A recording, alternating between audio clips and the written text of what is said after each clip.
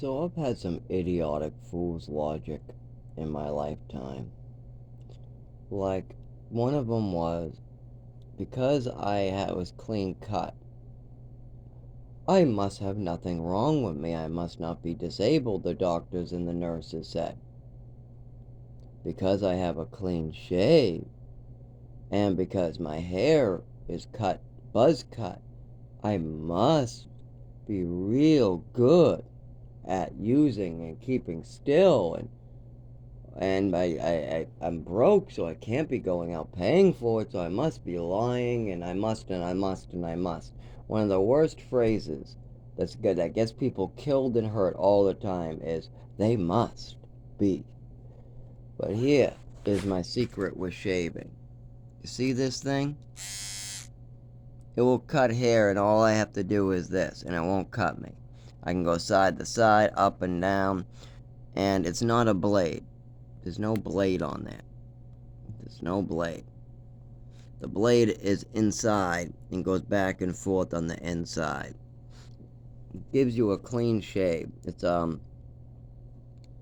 Philips Norelco one blade. Had this thing for years. I just have to buy tips, and it gives me a clean looking shave, like I took a straight razor. Oh, that's my vomit stuff, by the way. Yeah, I eat these dry for when I'm about to vomit in the can. What? Look, ugh. Yeah, you already can see some has come up. Okay. So, that's the clean shave one. I also have a pair of clippers where if I'm not doing the long hair tied back thing, I just put it on a 2 or a 3 and keep doing that once every 6 months. Or 3 months if necessary. So, that's it. I shake. If I try to use a regular bladed razor, I do get cut. I can usually get one shave here or there done without necking myself. I can try to hold back the shakes, but it's not healthy, and as soon as I'm done, I have a lot of severe twitching if I try to hold it back. So it's not a good idea to fuck around with a neurological disorder that you've had for 25 years and you're not getting medical treatment for. Okay, another one. Well, why didn't you go get help? Well, I did. Well, why didn't they help you? Well, that is a stupid question right there, isn't it? How could I answer why somebody else did something? But I get it all the time. Well, why didn't your parents not do this?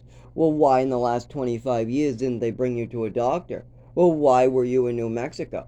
Well, why did they move you around so much? Oh, well, why didn't the doctor keep you? Oh, well, why? Because the insurance wouldn't pay for it, because my mother and father have given the doctors very little to go on, because the doctors can't make head or tails of what's going on. Why did we move around so much? Well, my father and mother could make money. My mother also didn't want anybody catching what she was doing. Why was I on so many meds? Well, my mother was making up a lot of mental illnesses, as well as I had ADHD. My voice was literally destroyed, or I should say my nervous system was destroyed, and that affected a lot of the parts of my nervous system, like walking, moving, my movements in my arms, legs, the way I talk. All that changed, and the teachers saw this sudden change and were asking me about it. Now, at the time, I had no idea why the teacher was taking me in the middle of class and bringing me in the hallway and asking me what changed at home. You're talking different, you're moving different all this week.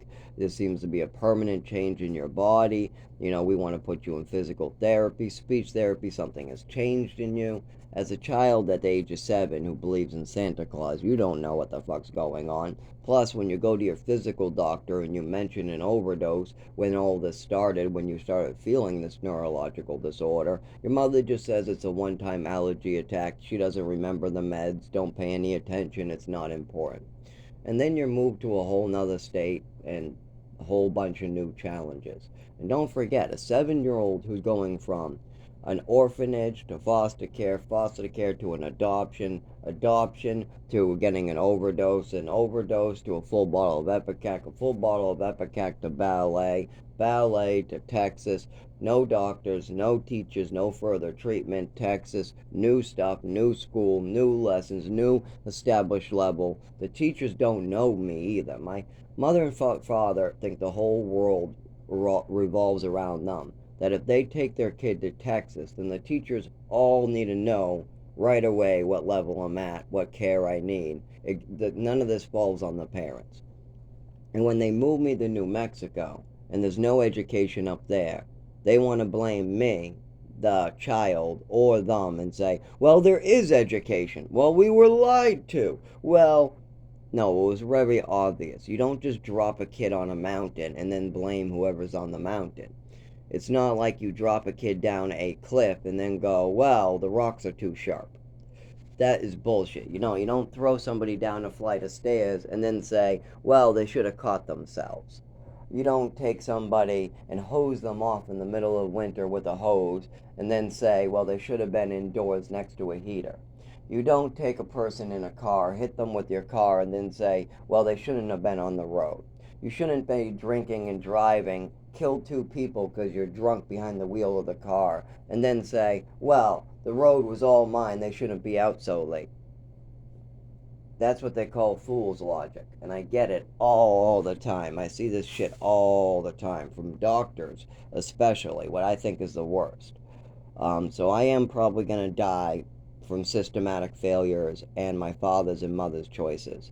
Nothing more. Nothing. I have a job, I work real hard, apartment, just everything I've chosen to do is not the problem. The problem is I have an illness, a disability, that's been in my body for 25 years, but thanks to my mother's and father's choices and the way the doctors and the pharmaceutical companies run this country, the only way I get better is with the truth being told to doctors as a group. And as long as other people want to try to lie and keep this hidden, I have no hope. I can't drive, I can't walk. I mean, if I could drive, well, it means that my neurological disorder would have to be treated first. Then maybe some of that could get done. But a lot of this requires this neurological disorder being treated first. I mean, I can't just kill people behind the wheel of a car and go, well, I need to drive to get better, but I need to get better to drive. So fuck everybody. Yeah, I'm just going to drive anyways, and if I kill somebody, that's their fucking fault. No, that's the wrong attitude. That's why I've waited and waited and waited and told doctors and told doctors, told my father. My father, I mentioned this right in front of him with my sister and my brother-in-law. Now, he might lie and say, oh, no, that never happened. But the truth is, he was in La La Land counting butterflies, and that's the problem. Everybody else was in the conversation. My mother, me, my sister, everybody. We answered questions. We acknowledged what was going on. Everybody but my father. My father's last thing he said in that conversation was, am I missing something? Why are you guys so horrified? I think I'm lost. I think I don't understand. So we have a lot of those situations, like where my mother admits that she thinks it's okay to give drugging, poisoning punishments with pharmaceuticals that are prescriptions that her son's not prescribed, things like that. And then my father's just like, if my wife says it's okay, then it's okay. I have no clue what's going on here. I don't know why you guys are so upset, but it's okay. My wife says it's okay, I'm on her side. So stuff like that means that my father wouldn't understand what I'm talking about today because he wasn't present for some of these conversations while he was in them. Give you another example. When I was called into the living room, because for years and years I always bumped in the furniture. So I always had some type of scabs on my shins or elbows or my wrist, or my watches would break on doorknobs a lot. But my mother wanted to know why I had scabs on my shins, and because I'm falling down, I'm just bumping into stuff. I guess I'm a normal kid, just like you would stub your toe, I guess. I don't really know, but I'm bumping into stuff, falling down, the normal stuff. And my mother starts screaming, it's self-harming. He needs to be on medicine. We need to give him medicine because he's self-harming, just like in the pool. Now, my father didn't agree with this, but he went along with it anyways. He let his wife continue calling doctors, and the medications kept flowing into my throat. So, how about the pool incident? I just jumped into a pool, that's it. But I caught the back of my foot on a rusty fence. Even though I had little bit of room, I still caught my foot on it. Okay, that's normal stuff, right? No, my mother says I'm crazy. I need to be medicated. Why? Because I'm self-harming. She screams this at my father, my brother, and me. Now my brother and her husband, my father, both told her that they do not believe that jumping into a pool is self-harming. Then as soon as they walk away, she gets into my face, goes, I don't care what they say, I believe it's self-harming. Gets right into my face and gives like that, like I'm trying to get back at her or something. Like like I am getting at her, like somebody's out to get her or something, and she gets this evil, like she wants to punch me across the jaw for being hurt. And she has done that before. She has picked stuff up and smacked me in the face just for being hurt or just being there. It's quite common, actually. I would like win a swimming medal and she'd come over there stealing and screaming at me. I get hurt in a pool and she's coming over there telling me that I'm self-harming and she doesn't care what they say, and getting all mad and getting her nose on my nose, giving me an evil look as soon as they walk away, smacking me in another room with a very heavy metal ruler or the corner of a plastic really thick ruler. Just all different types of, and this is on the face. This we're not talking about ass cheeks or shoulder. No, we're talking on the face, and then I have to dodge it with and try to stick my shoulder up so it doesn't hit me on the face or the jaw or the ear again. So, and then the cars are the worst because then she has me trapped. Then she can smack me around, scream at me, use her fucked up rhetoric, try to fuck with my head for as long as she feels like. That's when my father really used to hate it, is because he would get trapped driving and then she would go off the rails.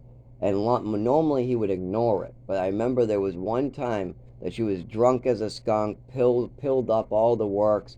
She's off loopy, saying that I'm a dog, I'm a pet. She can do whatever she wants to me because she's a queen. I'm less than nothing, and I don't love her, and I don't matter in life. And I'm just sitting there quietly. I did nothing. I was just out to eat, ate my food quietly, and we were in the car quietly. And my mother is telling us what she really thinks. These are her deep down feelings. I'm just some pet that can be drugged and all this, and my father can't hear any more of it, and then he snaps. But she continues, I'm the queen, how dare you, I can do whatever I want. And eventually, he's like, I'll stop this car, and shut the fuck up. And eventually, after he says, shut the fuck up, she stops. Until we get home, and then she just starts up the next day with me, as my father just walks away from it again. Because remember, as long as my father can get away, she can continue doing this to me. I mean, I might be playing with my action figures down there, and maybe 12 years old, and all of a sudden my mother comes over and goes, you're schizophrenic. Yes, because you're making voices with those dolls. Yes, that's called being schizophrenic. Yes, see those voices you're making, those dolls talk? That means you have voices in your head. But no, I have a kid across the hall that's schizophrenic. I'm in Haverhill actually I was age 14.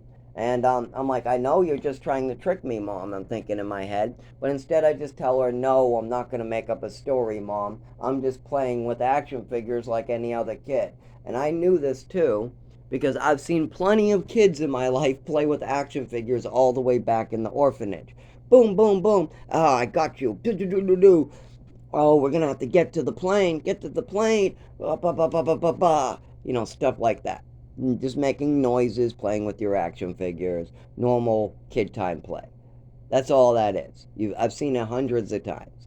But my mother is trying to fuck with my head and convince me that me playing with action figures means something. But I'm not going along with her, so she's getting violently mad, screaming at me. So I listen and I start trying to walk away. Once again, my mother's following me. I walk through the kitchen. She's screaming at me, wagging her finger, following me through the kitchen. I go through the hallway. She's following me around, wagging her finger. I get to the staircase. She's yelling at me, demanding answers, and I tell her once again, I'm not schizophrenic. I'm not going to tell stories for you, Mom. I'm playing with action figures. That's all I'm doing. Stop trying to make up mental illnesses. Smack! Or I say, stop acting crazy, smack on my face once again. Sometimes I got smacked for saying something like, you got to stop acting crazy, you stop acting like a bitch. But other times I would just be sitting there and I would get smacked. Like when she wants to send a message to my brother. That might be a time where I get smacked and I have no idea why. She just drags me, makes up a story. Kind of like how she was jealous of my toys. I come home from the school. My favorite toy is missing. My toys are missing. She says she threw it away. I asked my mom, why did you throw away my toys? She tells me, well, you like your toys better than me, and that's why. And I don't understand that at the age of 7 years old. I'm like, what? I like my toys better than you? No, I love you, Mom. Why would you throw away my toys? And that, I don't understand what's going on here. I love you plenty, Mom. I don't love my toys more than you. But so your reason for throwing away my toys don't make sense to me. Anyways, that's the answer I get. And then later, I'm bitching about how mom threw away my toys with other family members present. And now my mom switches up her story and says it's because I wasn't cleaning my room. But really, my room was clean. My bed was made. I mean, it's a 7-year-old's made bed. Keep that in mind. This is a 7-year-old making his bed. But all the chores were done, or my mother would have smacked me around. Yeah. She even poured water on me one time for being 5 minutes late when she was trying to wake me up. A whole bucket. Yeah, she's old school. She had no problem smacking me, water on me, drugging me, putting pills into my body that weren't prescribed by doctors, giving me a full bottle of Epicac as a punishment, throwing away my toys, stealing my swimming medals. This mother wasn't afraid of nothing. So, what the hell? What's really going on here? My room was clean, and why did you tell me that other thing before? What the hell? Well, I found out later that she thought I was out to get her, and she thought Tim was out to get her, and she thought that people across the street were out to get her, and she thought the neighbors were out to get her, and she thought the teachers trying to help me were out to get her. So that's what that was.